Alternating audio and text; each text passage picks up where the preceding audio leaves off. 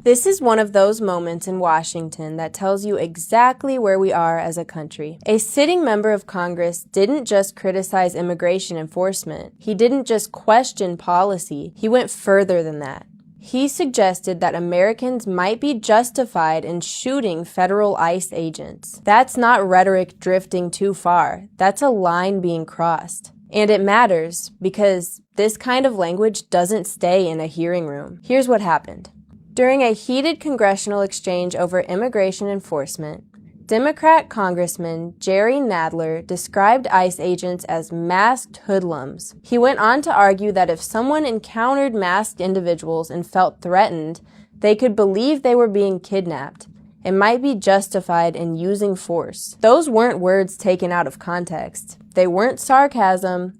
They were said plainly on the record. And they come at a moment when ICE agents are already facing rising hostility, physical attacks, and organized interference during lawful operations. Under President Trump's administration, immigration enforcement has shifted back to targeted operations, focusing on violent offenders, fraud rings, and repeat criminals who were protected for years under sanctuary policies. That enforcement has been effective, and because it's effective, it's being resisted. Agents now wear protective gear, but not to intimidate, but because they've been surrounded, assaulted, and ambushed.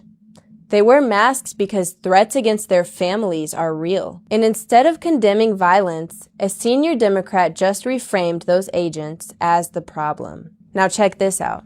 The tax cuts on millionaires and billionaires enacted over the last 10 years. But what is really the major problem in this country today is the fascism in our streets. The attacks on American citizens by masked hoodlums. If you were attacked by a masked person, you might think you were being kidnapped. You'd be justified in shooting the person to protect yourself. But we see people being shot for what? For driving a car?